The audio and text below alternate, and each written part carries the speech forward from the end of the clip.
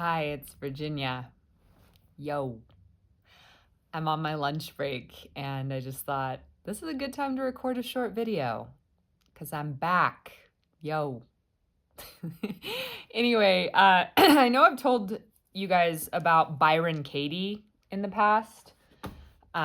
She is my favorite teacher. I'll just put it at that. So, this book, A Mind at Home with Itself, really, really good. Highly recommend, as I like to say. Who Would You Be Without Your Story? This is just her dialogues. A good book to start with if you haven't started with Byron Katie is Loving What Is, and you can also find her at thework.com. I think it's thework.com. She calls what she does, the practice of inquiry, the work, and it's all based around 4 questions that you can ask yourself about any thought that occurs to you, eventually undoing any attachment to any belief. And those 4 questions, say I have a thought come up. Oh, I'm going to be late to work. 1, is it true? Yes. 2, is it absolutely true? Hint, the answer to that question is always no, because I can't know anything is absolutely true. Although sometimes you might not be ready to admit it. 3rd question, how do I feel or react when I believe that that's true? And then 4th question, who would I be without that thought? And it goes from there into the turnarounds. An example for that would be, I'm not going to be late for work. Work is going to be late for me. Work is going to be early for me. I'm going to be early for work. And just an example of how that might come true, right, is say I thought I was running late to work and I'm like freaking out, but I do the 4 questions. So I at least calm down because I don't really know. And I get there and maybe it's 15 minutes after when work was supposed to start, but something else is going on and everyone else doesn't get there for another hour because some unforeseen event happened. And so it could be just as true, right, that I am early to work and I might not even know it. So the point of doing inquiry, though, is I'm going to go to work at that time that it is either way. Do I want to show up flustered and freaking out or just calm and open to what is? So the outer event is going to happen. And as Byron Katie would say, and I feel more and more in my understanding, we might not have any control over what happens in the external world. This might be a book that's already been written, a movie that's already being produced, it's just being projected. What we do have control over is our inner response, our inner environment in relationship with the outer world. Another book of hers that is incredible, and I know my friend Susie would recommend this one too, is A Thousand Names for Joy. And I've talked about her before, but for those of you who don't know, she's married to Stephen Mitchell, who did my favorite translation of the Tao Te Ching. And he partners with her on some of her books. Like A Mind at Home with Itself is actually Stephen Mitchell and Byron Katie. And there's a really cool, I don't know if it's a foreword or something after the book by Martha Beck, who Byron Katie is one of her greatest teachers. And of course, the quote on the front of this book is from Elizabeth Gilbert, author of Eat, Pray, Love. Phenomenal new book by Elizabeth Gilbert. If you haven't read it, All the Way to the River.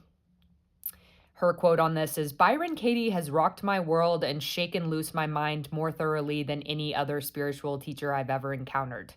Elizabeth Gilbert. I concur. I concur, Elizabeth. And I just wanted to leave you with this when it comes to the turnarounds with Byron Katie. One of my most powerful practices right now that I really love doing, because what the turnarounds show you over and over again is that whatever you think you need someone else to do or need to say to someone else is actually advice to yourself, like without fail, right? And if we realize that this whole outer world is just a mirror of our inner world and it's all us, then that makes perfect sense. The thing about Byron Katie's work is it's grounding these big ethereal theories and ideas in very practical work. As in, it's one thing for me to say, oh, well, everything I need to say to everyone else is just a message for myself. The whole outer world is a reflection of me.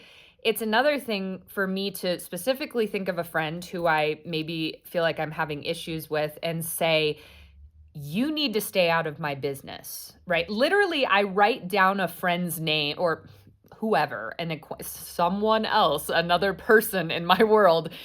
I write down their name and write down what it is I want to say to them. And a lot of times it's advice or something I need or something I think.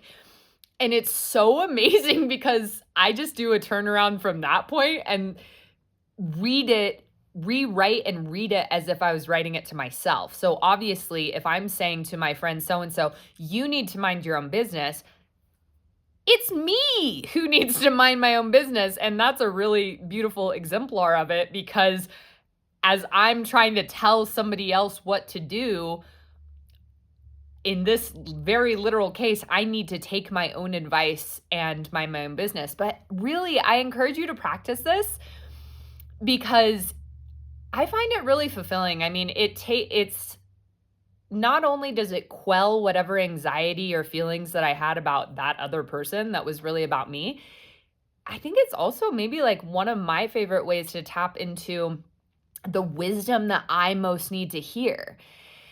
And it's so funny how our ego, or I'm not really sure, a hall of mirrors hides it just a little bit by making us think that it's about someone else. But for me, the things that I most need to hear are often found inside like a current resentment or weird vibe that I'm feeling towards someone else.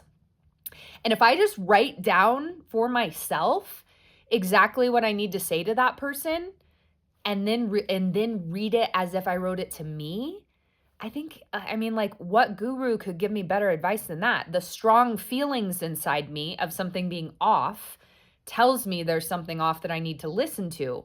I think it's about that person, but if I just write down what I need to say to them and turn it towards, actually, that's what I need to say to myself, I get that advice and I also get that release from weirdness, like weird vibes with them. And then, everything kind of flows from there because once I'm not feeling weird anymore, whatever I say to them is just kind and clear, and it probably isn't the advice that I thought I had to give them because that was for me. So that's just a very practical practice for me that I truly find to be so much fun because if you're like me, I always want to know what it is that I'm missing or what I most need to see, right? I can ask tarot cards that, or I can do whatever kind of form of divination or prayer or ask God. Again, though, I think this is one of the most practical ways. It's like, what is most bothering me right now? Oh, it seems to be about this person or situation. Okay, what do I most need to say to them? Oh, that's what I most needed to hear. So, yeah, I hope that is fun for you if you try it. And I can't speak enough to Byron Katie. She is my greatest teacher on planet Earth at this time. Much love.